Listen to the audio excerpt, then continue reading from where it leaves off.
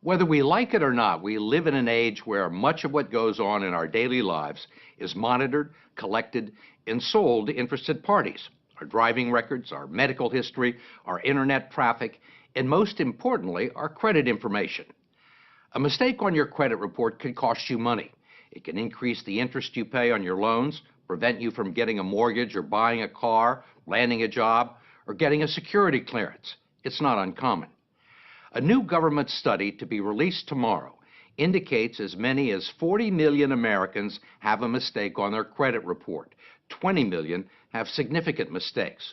And our own investigation of the credit reporting industry shows that those mistakes can be nearly impossible to get removed from your record. The story will continue in a moment.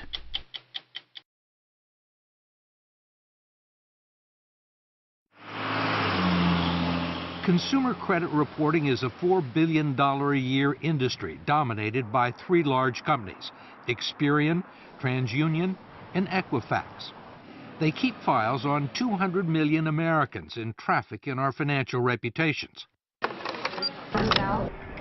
They make their money gathering information from people we do business with and selling it to banks, merchants, insurance companies, and employers, and they use it to make judgments about our creditworthiness and reliability. But now the reliability of the industry is being questioned in an 8-year Federal Trade Commission study to be released tomorrow. John Leibowitz is the chairman. Here's what we found. Some pretty troubling information. 1 out of 5 Americans has an error on their credit report. And 1 out of 10 has an error on their credit report that might lower their credit score. I'm trying to think of another industry where a 20% error rate would be acceptable. That's a pretty high error rate. It's a pretty high error rate. I think the more we look at this and the more the American people know about this, the madder they're going to get. Ohio Attorney General Mike DeWine has opened his own investigation into the credit reporting industry, which for years has blamed mistakes on banks and merchants that provide them with bad information. But DeWine argues the fault lies with the industry for what he says are clear violations of the Fair Credit Reporting Act. Do these companies have a legal responsibility to make sure that the information is accurate? The federal law says that if you believe that there is a mistake, you can go to them and they have an obligation to do a reasonable investigation. They're not doing a reasonable investigation. They're not doing an investigation at all. Every day, DeWine's office fields calls from desperate constituents who can't get the credit reporting agencies to answer their questions or correct mistakes on their report, like paid bills listed as delinquent, closed accounts listed as open, and bad debts that belong to other people with similar names or social security numbers. The problem is not that they make mistakes, it's they won't fix the mistakes. It literally is like this, guy behind the curtain in The Wizard of Oz. You really don't know what he's doing. It really is a secret operation that is so hard to crack. 8 million people a year file disputes about their credit report, which usually requires a visit to the Experian, TransUnion, or Equifax websites. They're primarily designed to sell you premium products, not resolve a dispute, which is what I was trying to do. There's a toll-free number you can call, which is likely to connect you to someone on a faraway continent. Thank you for calling. My name is Kevin. How may I help you? Where are you located? India. India? But regardless of where they are or who you talk to, they won't be much help. Okay, so really, you can't do anything for me. I've just been talking to you for 15 minutes. I mean, the only thing you can do is to tell me to fill it out online. Yes, Mr. Croft. Okay, thank you. Besides the toll-free number, they also give you a post office box address where you can send a letter and documents supporting your claim. In each case, it's extremely unlikely that anyone with the authority to resolve your dispute will ever actually see it. Ask Sandra Cortez, a California accountant whose credit report confused her with an international drug trafficker. It took her 5 years to get it fixed. Or David Smith, the retired Army officer whose credit report listed a bankruptcy that wasn't his and triggered a foreclosure proceeding against his house in South Carolina. He's still dealing with the fallout. Or Judy Thomas, a trauma nurse with a horror story worthy of Hitchcock or Kafka. There's nobody to go to. There's nobody. You just keep making phone calls and you just keep writing disputes and you keep sending them your social security number and they don't care. Thomas, who manages 2 medical centers near Cleveland, says it all began in 1999 when she went shopping for a new dress and applied for a store credit card to get a 15% discount. She was denied. Was that the first time you'd ever been denied credit? Yes, very first time. Ever? Ever. Ever. But certainly not the last. It became a regular occurrence. The personal credit reports she got from Experian, TransUnion, and Equifax were all clean and without blemish. Yet she kept getting rejected and couldn't find out why. I would get a consumer report and it would look fine.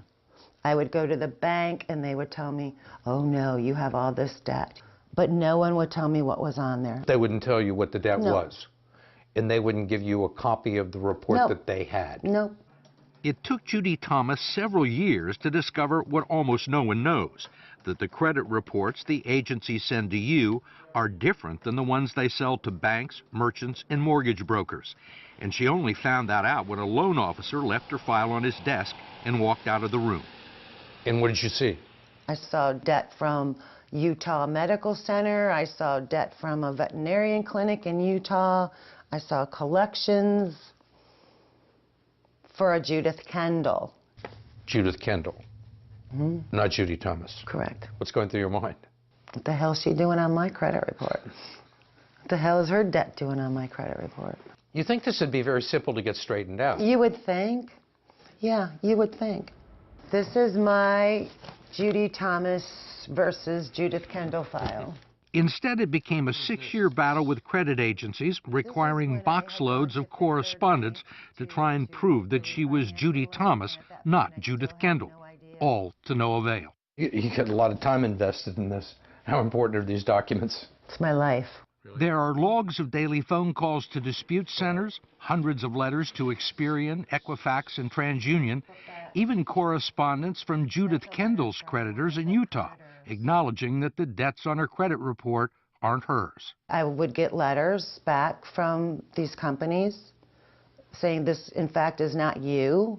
You still couldn't get it off your credit report? No, I sent copies to the credit bureaus, and they would come back as mine, verified, verified. I also hired a local attorney to try and straighten it out. We had everything certified, that this is Judy Thomas, this is where I live. I've never gone by the name of Kendall. I've never even been to Utah, let alone owing a cable company in Utah. And what happened? Nothing. Nothing? Nothing. What kind of problems did this cause for you? I couldn't refinance. I couldn't take advantage of the interest rates. I couldn't get a car. I couldn't co-sign for my children's student loans. And I'd worked hard for my credit. And these people were taking it away from me. Finally, Judy Thomas took the only recourse available to her. She sued Equifax and TransUnion in federal court. And after a year-long battle, the credit reporting agency settled for an undisclosed sum and promised to clean up her file. Did you think it was going to take a federal lawsuit? Heck no, it just takes a human being going, wow, this isn't Judith Kendall, let me fix this. That's all they had to do. But as we discovered, that almost never happens. If you challenge a credit report and mail your information to a post office box in the United States, the dispute will likely be investigated in India or the Philippines or South America. We traveled 5,000 miles to the Chilean capital of Santiago, where we tracked down 3 former Experian employees. Carolina Herrera, Rodolfo Carrasco, and Enzo Valdivia were all dispute agents at Experian's National Consumer Assistance Center, although they say they weren't able to offer consumers much assistance. So if somebody had a problem with their credit report, they would send in a complaint and it would end up with you? Yeah, probably, yeah. So how many of these did you have to do a day? 90. 90. 90, yeah. Did you consider yourself investigators? No, not at all. Did you have any way to investigate these claims? No, we didn't. You can call the person. You can't pick up the phone and call them? No. No. Did you have phones? No. No. Could you email them? No. Did you have the authority to say, wait a minute, after looking at somebody's file and say that, you know, this is somebody made a mistake, this person doesn't owe this money? No, we didn't have that power. All they did was read the disputes and reduce them to a 2-digit code like never late or not mine. It was then sent with a 2- or 3-line summary and no documentation back to the bank or department store that furnished the original information. If there was a difference of opinion between the creditor and the person who was filing the complaint, how was it usually resolved in favor of the creditor? Yeah. Yeah. The creditor was always right. Mostly we took for granted the word of the bank. If the bank said, hey, this guy owns $100, so it is. None of us have ever interviewed anybody in Chile from Experian, and we've got a federal court ordering them to bring these people forward, and we're still waiting. Much of what's known about the inner workings of the consumer credit agencies come out of lawsuits filed by Len Bennett and Sylvia Goldsmith, who have subpoenaed company records and deposed employees and executives. They say under the current system, there is no way for people like Judy Thomas to get their problem solved. So all these people who take the time to meticulously document a case that the bill isn't theirs or the bill has been paid, that is never seen by anybody? It's not seen by anyone who considers it in determining whether or not information will be removed from a credit report. It's not forwarded on to the person who has the complaint with you? No, it is never forwarded on. Never forwarded on to the creditor. We can get a jury verdict for $1 million. That's chump change to some of these bureaus. They would rather pay a verdict in $1 million than to actually go in and change the policies and procedures that they have, because that's much more expensive to them. I can say this without qualification. The dispute procedures used by the credit reporting agencies, uniformly used, completely fail to comply with the Fair Credit Reporting Act. Courts have found that. The Federal Trade Commission has found that. It's not even a close call. Ohio Attorney General Mike DeWine agreed. I think the industry is a mess, and I think the impact that has on real people is just unconscionable. You think they're breaking the law? I think they're breaking the law. There is no doubt in my mind they are breaking the law. We wanted to talk to Equifax, TransUnion, and Experian, but like most consumers, we were unsuccessful. The agencies referred us to the spokesman for their lobbying group in Washington. He, too, declined our request for an on-camera interview, but did provide a written statement, citing an industry-sponsored survey that showed 95% of its customers were satisfied with the dispute process. The industry maintains it's in compliance with federal law. Go to 60minutesovertime.com to find out what you can do if you think there's a mistake on your credit report. Sponsored by Lyrica.